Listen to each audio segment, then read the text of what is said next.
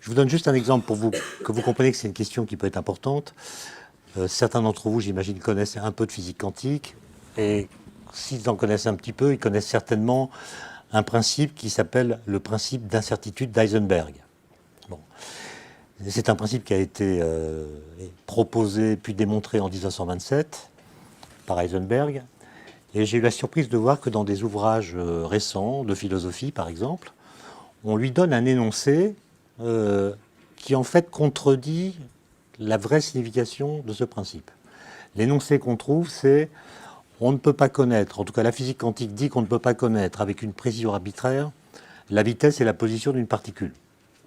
Je pense que vous avez tous entendu cet énoncé au moins une fois. Et comment est-ce que vous le comprenez? Eh bien, si vous lisez la phrase et lui donnez un sens qui semble évident, vous comprenez qu'une particule a toujours une vitesse et une position bien déterminées. Autrement dit, c'est une sorte de corpuscule.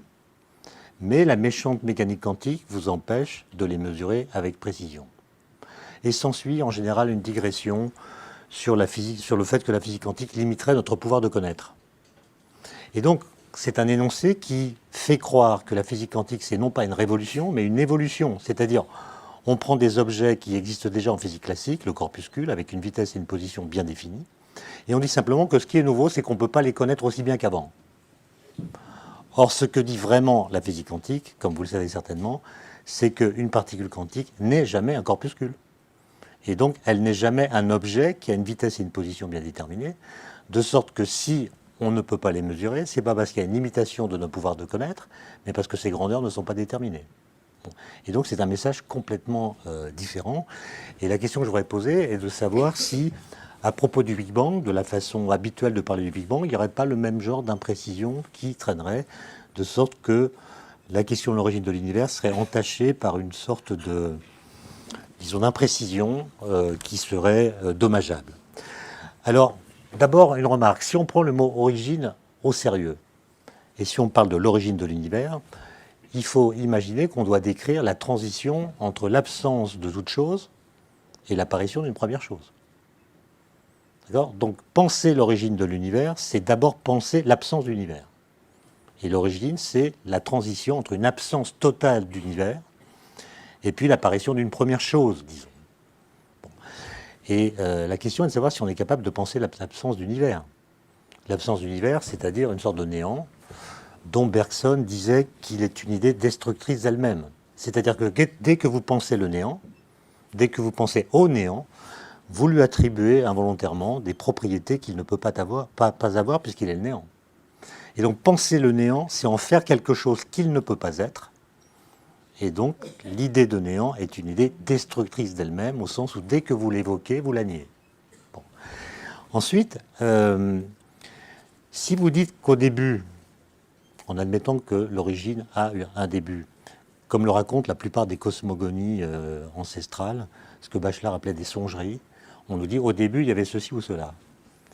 Ceci ou cela pouvant être un océan primordial, pouvant être un océan, une matière originelle, ça peut être la Cora comme chez Platon dans le Timée, enfin ça peut être toutes sortes de choses. On dit au début il y a ceci.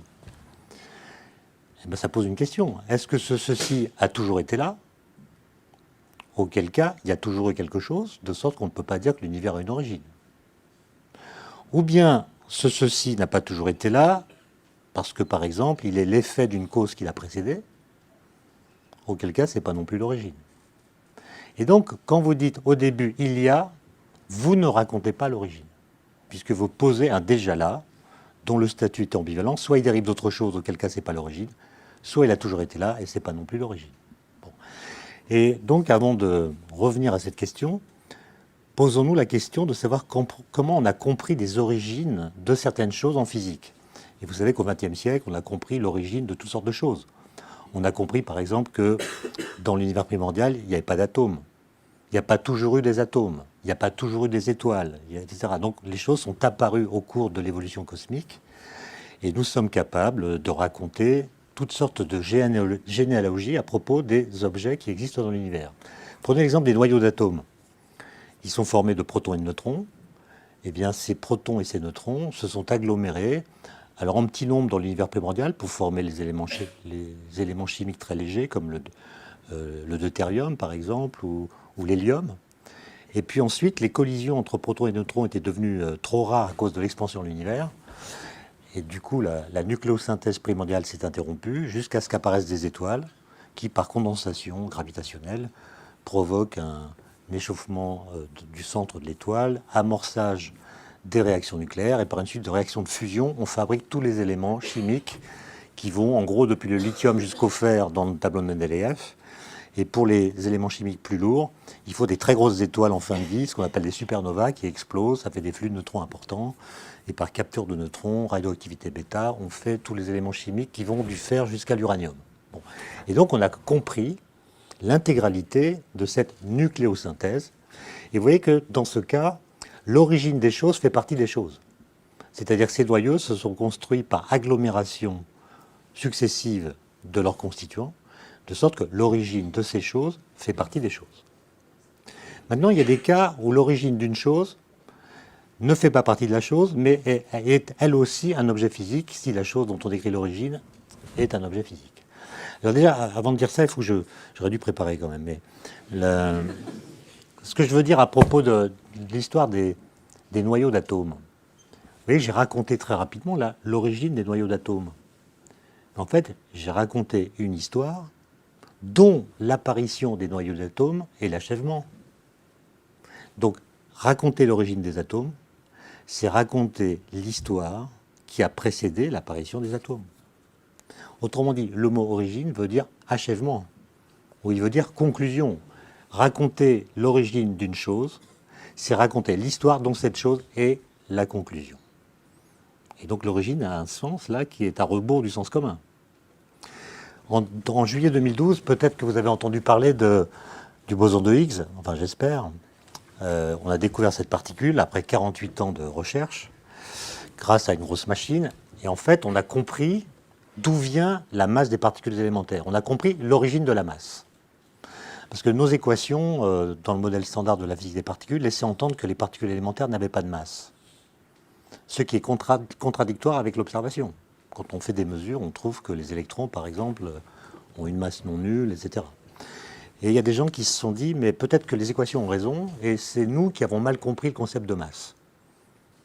Et ils ont eu l'idée de dire que la masse des particules élémentaires n'est pas une propriété qu'elles possèdent en elles-mêmes, mais une propriété indirecte, secondaire, qui résulte de leur interaction avec le vide qui n'est pas vide. Donc dans le vide, il y a un champ, le champ de Higgs, dont les quantas sont les bosons de Higgs. Et grâce à ce couplage entre des particules de masse nulle et ce champ, couplage qui est plus ou moins fort, eh bien les particules acquièrent une masse proportionnelle à ce couplage qui est plus ou moins forte. Elles sont plus ou moins freinées par le champ et donc ont une inertie qui est plus ou moins grande. Et vous voyez que là, l'origine de la masse est expliquée par l'invocation d'un autre être physique qui est le champ de Higgs. Bon. Et là encore, on raconte une histoire dont l'apparition de la masse est l'achèvement. Bon, donc on raconte une sorte de généalogie. Bon. Mais si la question qui vous intéresse, c'est l'origine de l'univers, de quoi pourrait-il être l'achèvement? Quand on raconte une origine, c'est toujours l'histoire dont l'origine de la chose est l'achèvement. Si c'est l'origine de l'univers, ça veut dire qu'avant l'univers, il y a une histoire dont la conclusion est l'apparition de l'univers. Ça veut dire qu'avant l'univers, il y avait quelque chose, puisqu'il y avait une histoire. Et donc vous voyez que l'origine de l'univers a un statut différent de celui qu'a l'origine des choses qui sont dans l'univers.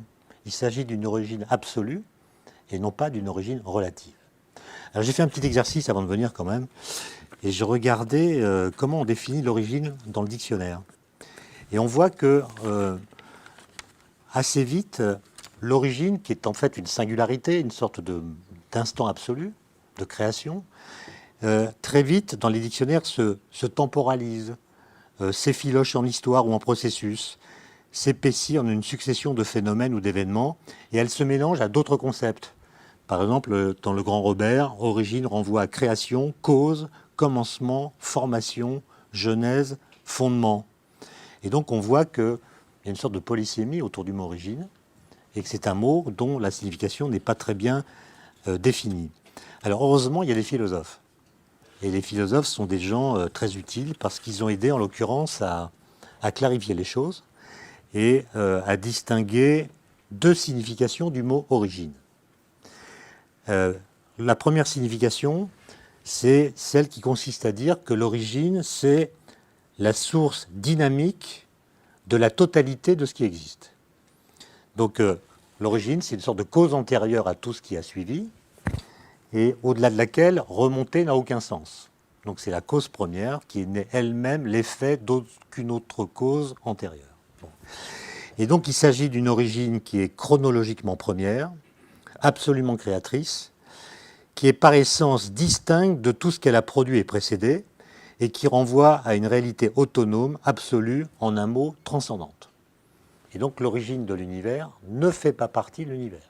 Elle est transcendante par rapport à lui. Ça peut être Dieu pour les cosmogonies correspondant au monothéisme. Mais si vous dites que l'origine de l'univers ne fait pas partie de l'univers ou est transcendante par rapport à lui, l'univers devient contingent. C'est-à-dire il aurait pu ne pas être. Alors que dans les cosmogonies traditionnelles, qu'on trouve dans beaucoup de cultures ou de civilisations, il y a quelque chose au départ qui est informe et qui évolue de façon déterminée pour produire l'univers actuel. Donc il y a une sorte de nécessité à ce que l'univers devienne ce qu'il est. Alors que si la cause est extérieure à l'univers est contingent, il aurait donc pu ne pas être, si la puissance en question avait décidé de ne pas le créer.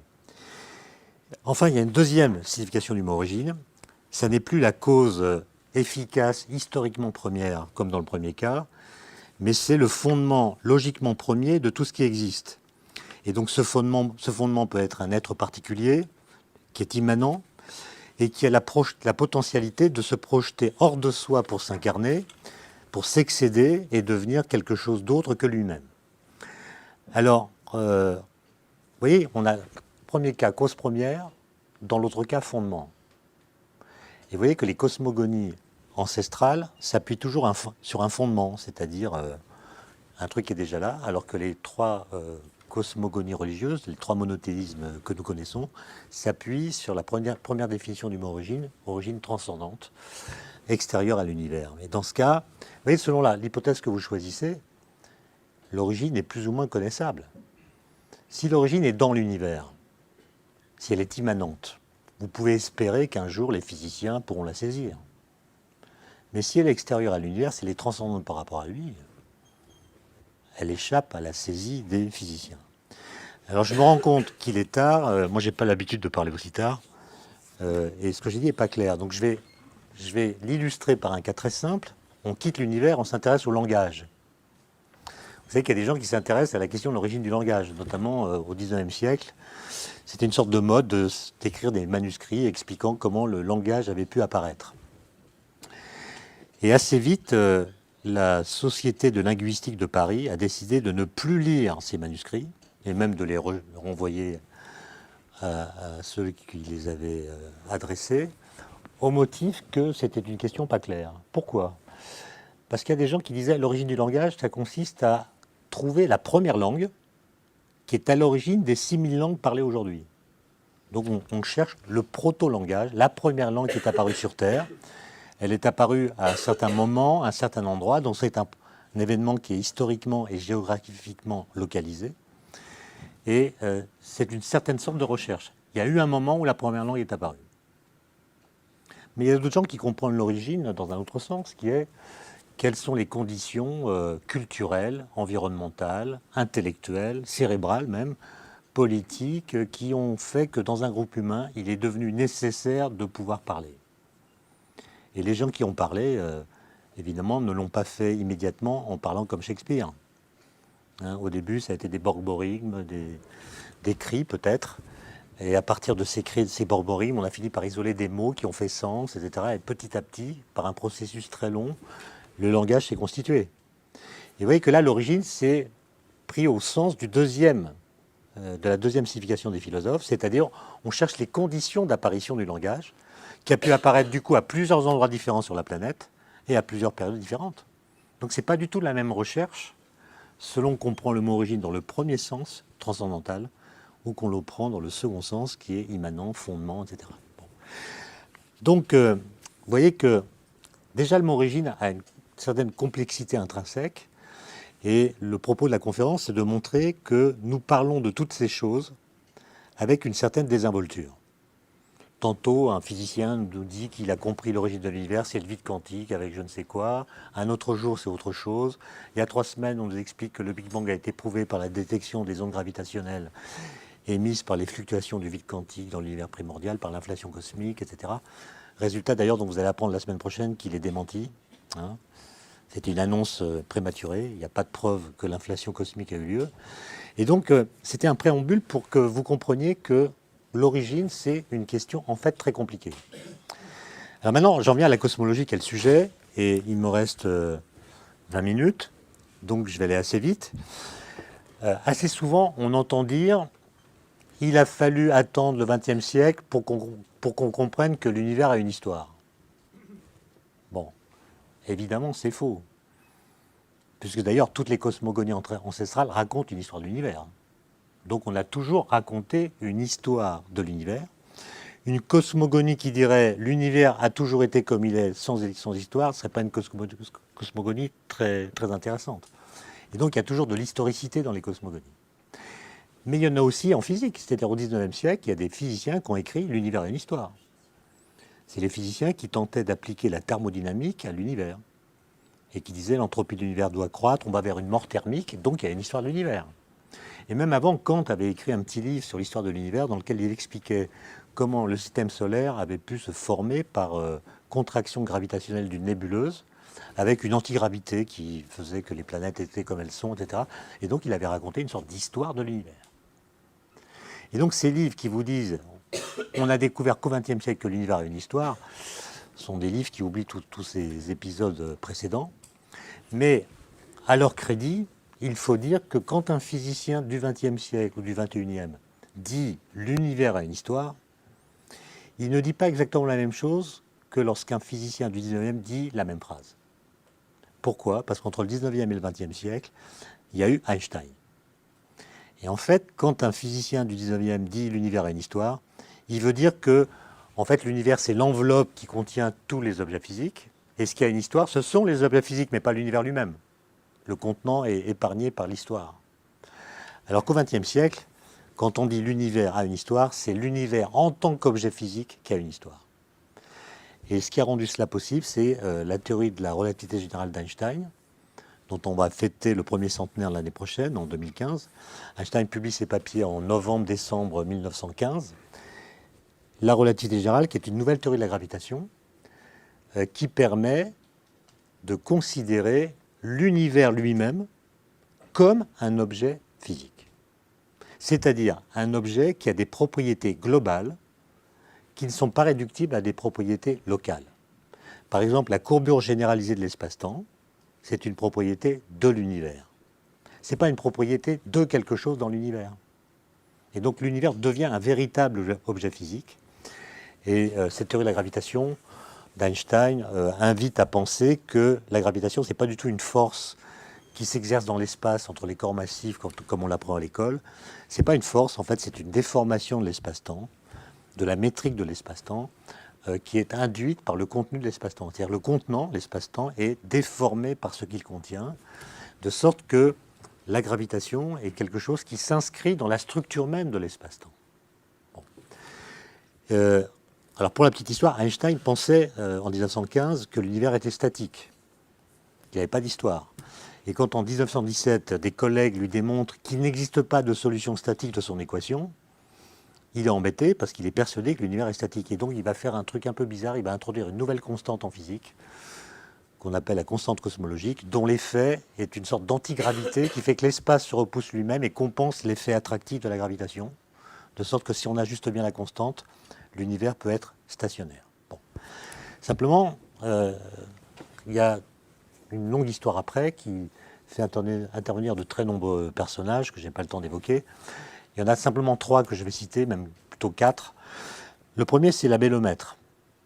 L'abélomètre fait des études sur les solutions des équations d'Einstein et dans les années 20 propose un modèle qu'il appelle l'atome primitif. L'idée que toute la matière est née de l'explosion d'un grand noyau énorme, contenant énormément de protons et de neutrons qui sont ensuite dispersés pour former la matière que nous connaissons.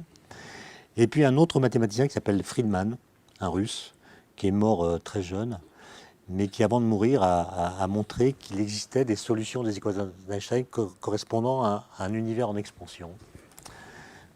C'était considéré comme un calcul mathématique sans application physique.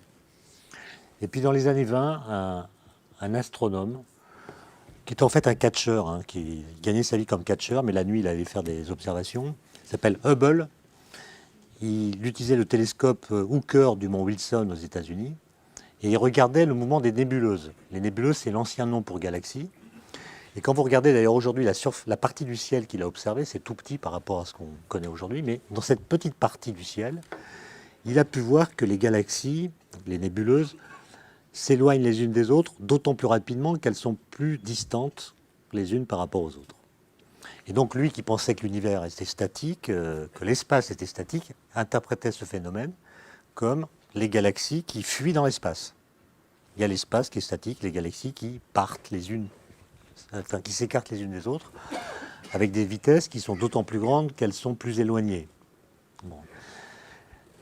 Il appelait ça la fuite des galaxies. Bon. Simplement, si vous réinterprétez ces données observationnelles dans le cadre des équations d'Einstein, et c'est ce que va faire la bélomètre, l'interprétation va changer complètement. D'habitude, on dit en science, il y a les faits, etc. Mais en fait, les faits sont toujours interprétés, et l'interprétation, si elle est fausse, peut nous tromper sur les faits. Et ce que montre la bélomètre, c'est que si on interprète les données obtenues par Hubble dans le cadre de la théorie d'Einstein, il faut considérer qu'en fait, ces nébuleuses qu'on voit bouger, en réalité, sont immobiles. Elles sont immobiles dans l'espace. Simplement, l'espace qui les sépare se dilate. D'accord ? Donc c'est l'espace qui les sépare qui se dilate, de sorte qu'on les voit bouger, mais en réalité, elles occupent le même point d'espace. Okay ? Et c'est ce phénomène-là qu'on va appeler l'expansion de l'univers. Et Einstein, en 1931, écrit un papier dans lequel il reconnaît cette expansion et reconnaît qu'en la refusant en 1917, il a commis la plus grande bêtise de sa vie. Parce qu'il avait les moyens, avec son équation, de prédire l'expansion de l'univers. Et enfin, il y a un quatrième personnage qui est un Russe, en fait un Ukrainien, comme on doit dire, qui s'appelle Georges Gamow. Et lui qui comprend que le passé de l'univers était plus chaud. C'est-à-dire que à partir des travaux de Lemaître et de Friedman, on peut comprendre que sur le papier, si on prend les équations d'Einstein, on met la loi de Hubble qui vient d'être découverte et qu'on extrapole vers le passé, on voit que l'univers observable, quand on va dans le passé, est de plus en plus petit, de plus en plus dense, avec une densité de matière et d'énergie de plus en plus grande, et avec une température de plus en plus élevée. D'accord ? Et quand vous extrapolez vraiment jusqu'au bout, vous tombez sur un univers de taille nulle. Donc un univers ponctuel. C'est ce qu'on appelle une singularité en mathématiques, avec une densité infinie et une température infinie. Et ce modèle, il devient à peu près mûr en 1949, et on l'appelle le modèle d'évolution dynamique de l'univers. Puis un jour, la BBC invite un astronome qui s'appelle Fred Hoyle pour parler d'astronomie, et il parle de cet univers, de ce modèle d'univers, de ce modèle d'évolution de l'univers, auquel il ne croit pas du tout. Mais il le raconte quand même, un peu comme je viens de le faire, pour s'en moquer. Et le journaliste trouve qu'il n'a pas été très clair et lui demande à la fin de l'interview de résumer sa pensée de façon plus limpide. Et Fred Hoyle, un peu agacé, dit « mais c'est comme un Big Bang ». Et c'est lui qui invente l'expression dans cette émission de radio. Et l'expression, évidemment, va être reprise par les autres. Et à partir de 1950, on parle du Big Bang comme étant l'explosion originelle qui a engendré tout ce qui existe, c'est-à-dire l'espace, le temps, la matière, l'énergie, le rayonnement, etc. Avec évidemment des questions métaphysiques qui viennent se greffer sur cette découverte. D'abord parce qu'il y a assez rapidement un amalgame qui est fait entre le fiat lux de la Bible et le Big Bang. Et puis on se demande, mais qu'est-ce qu'il y avait avant le Big Bang? Qu'est-ce qui a fait office d'allumette cosmique, etc. Et ce que je voudrais vous montrer, c'est que ces questions métaphysiques, évidemment, sont très intéressantes. Il ne faut pas les abandonner, mais elles sont prématurées. C'est-à-dire qu'entre 1950 et aujourd'hui, il s'est passé toutes sortes de choses qui oblige à repenser la façon de dire ces choses. Alors, la raison pour laquelle on est invité à changer la conclusion, c'est très simple à comprendre. Et d'ailleurs, j'en ai dit assez pour que vous le deviniez.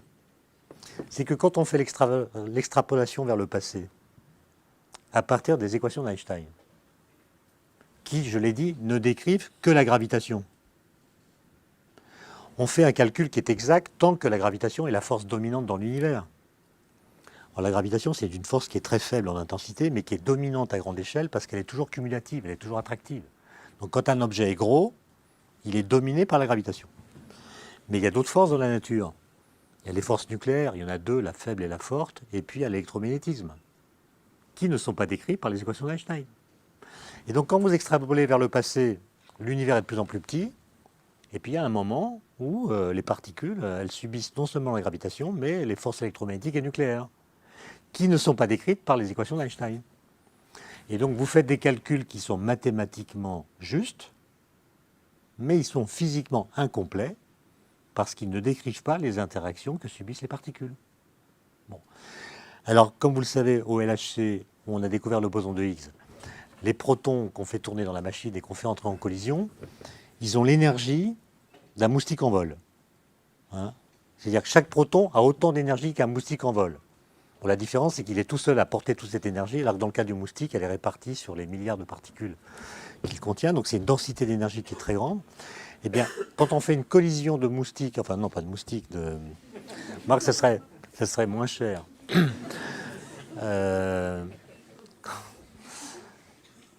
C'est le décalage horaire, ça. Bon. Quand on fait une collision de protons qui ont l'énergie d'un moustique, en fait, on recrée les conditions physiques de l'univers 10 moins 13 secondes après le Big Bang. Le Big Bang défini comme la singularité tout à l'heure à laquelle on associe un instant zéro. Ok ? Mais, et là, on a des équations, on a le modèle standard de la physique des particules qui marche très très bien. D'ailleurs, le boson de Higgs avait été prédit par les équations de la physique des particules.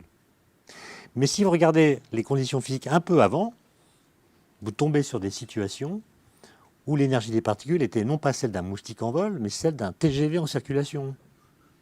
C'est-à-dire des dizaines, 5 minutes, c'est-à-dire des dizaines et des dizaines d'ordres de grandeur plus élevés que le moustique.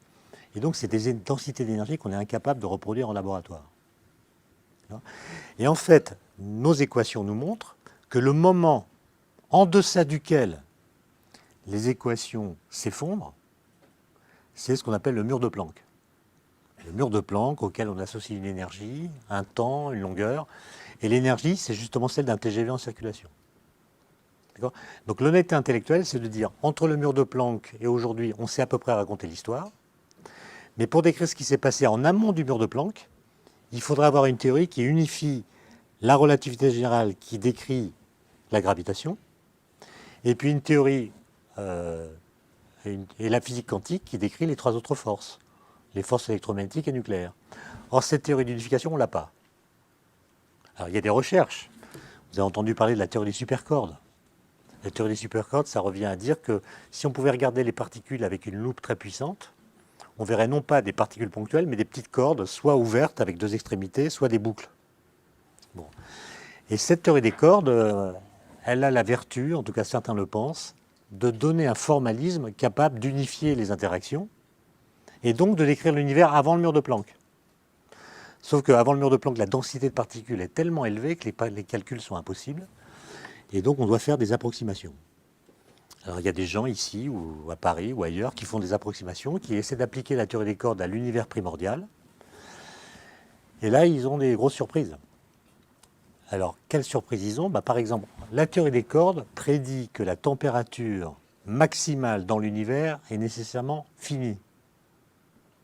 C'est-à-dire qu'en tout point de son espace et en tout instant de son histoire, la température n'a pas pu excéder une certaine valeur qui est très grande, mais qui n'est pas infinie. Et il suffit que je dise cette phrase pour que vous compreniez que l'instant zéro des modèles de Big Bang des années 50 vont passer un sale quart d'heure. Parce qu'ils ne peuvent pas avoir l'instant zéro auquel on associait une température infinie, d'après la théorie des cordes, n'a pas pu exister.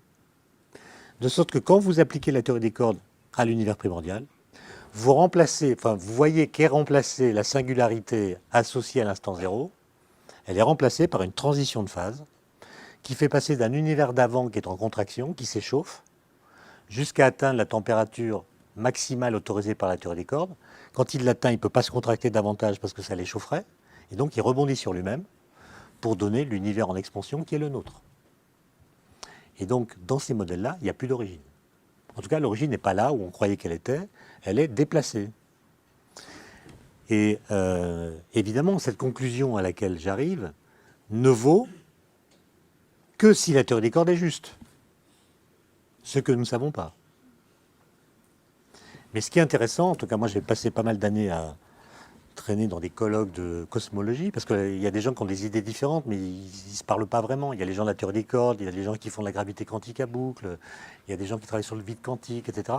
Mais le point intéressant, et c'est ça la conclusion si vous voulez, c'est qu'aujourd'hui, à chaque fois qu'on ébauche une piste théorique permettant d'unifier la relativité générale et la physique quantique, et qu'on applique ce modèle à la description de l'univers primordial, la singularité originelle, c'est-à-dire l'instant zéro, s'évanouit ou se déplace. De sorte qu'aujourd'hui, contrairement à ce qu'on raconte partout, nous n'avons pas la preuve scientifique que l'univers a une origine, et nous n'avons pas la preuve scientifique qu'il n'en a pas eu. Autrement dit, la question de l'origine est une question ouverte. L'univers a-t-il eu ou non une origine est une question ouverte, qu'on présente toujours comme fermée, parce que nous sommes dans une civilisation qui a toujours postulé que l'univers avait une origine. Mais ça n'est pas démontré, de sorte qu'il faudrait veiller à modifier nos façons de parler du Big Bang, y compris lorsqu'un résultat comme celui du radiotélescope BICEP 2 annoncé il y a un mois a été annoncé dans la presse. Moi j'ai lu les articles et on parle encore du Big Bang comme en 1950. Or nous sommes en 2014. Voilà, je vous remercie pour votre attention.